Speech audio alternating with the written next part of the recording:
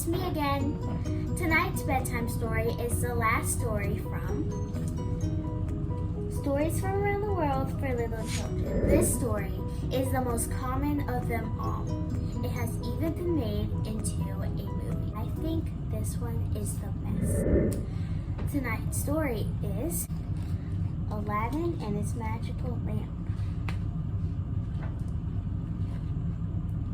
There was once an unhappy boy named Aladdin who lived with his mother. He spent most days dreaming they were rich. One hot, boring afternoon, someone knocked at the door. Who can that be? Aladdin opened the door to see a complete stranger. "Are you Aladdin?" said the man. "I'm your long-lost uncle, Abdazar." "You're my uncle?" "I've brought you a gift," he added, handing Aladdin a ring. "But in return, I need your help." "I'll do what I can," said Aladdin, following Abdazar to a quiet spot out of town. Abdazar stopped, waved his hand, and Kazam! A trapdoor appeared in the ground. "Whoa!" said Aladdin. To his surprise, his uncle opened the door and shoved him through. "There's a lamp down there," he said. "Find it!" Aladdin stumbled into a cavern. Ahead of him were strange trees growing fruit that glowed in the darkness. He paused to pick some up. Then he spotted the lamp shining in a corner and popped it in his pocket. "Look at this!" Aladdin called out, showing Abdazar an armful of the fruit. "You silly boy! I said find the lamp!" snapped his uncle, and he slammed the trapdoor shut with a bang. "Help!" Aladdin shouted. "Uncle! Don't leave me!" He shivered and rubbed his hands, and ping! A genie appeared. "Behold! I am the genie of the ring," he said. "What is your wish?" "I just want to go home," Aladdin wailed. "Done," said the genie. Back home, Aladdin's mother looked at the lamp.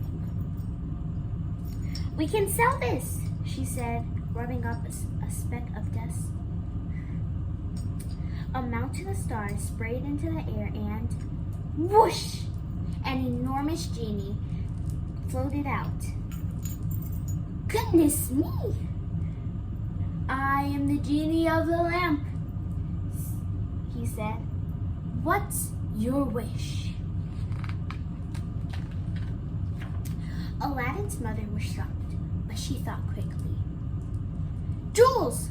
she cried, and Aladdin's hands filled with giant sapphires, emeralds, pearls, and rubies. At last, he was rich! Several days later, Aladdin was passing the palace when he saw the Sultan's only daughter, Princess Badra. As he gazed at her face, he fell in love. "Now I'm rich! I can marry!" he told his mother. "And it has to be Princess Badra. She's the only girl for me." "Mother, will you take her jewels as a gift to the Sultan and ask him if she can be my wife?" "What splendid gems," said the Sultan when he saw the jewels. "Do you have any more?"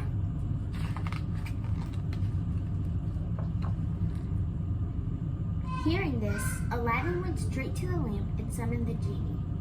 "Whoosh! What is your wish?" asked the genie.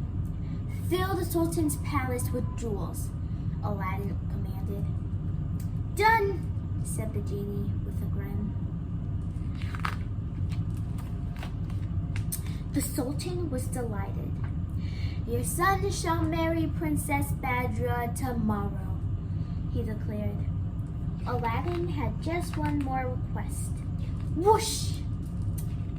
I'd like Princess Badger to live in style, he told the genie. Could you build a palace? I have a list of what I want in each room.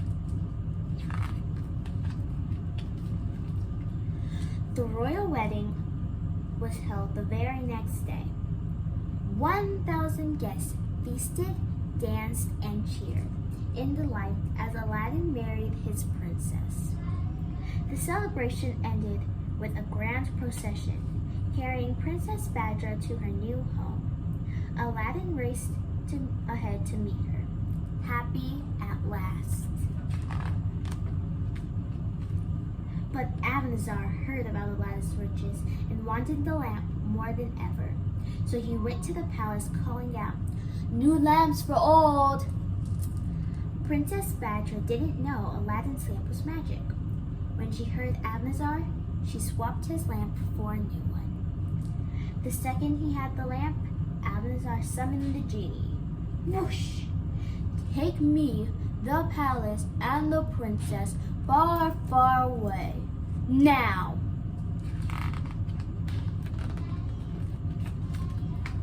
The Sultan happened to look out of his window shortly after this and screamed. Badger's palace had vanished. He sent for Aladdin, who had been hunting.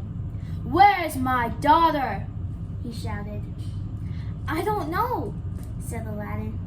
"This is terrible, but I'll find her." Quickly, he rubbed the ring Abanazar had given him, and ping! The first genie appeared. "What is your wish?" "Please, take me to Princess Badger as fast as you can," gasped Aladdin. In moments, Aladdin was in the desert at the foot of his palace.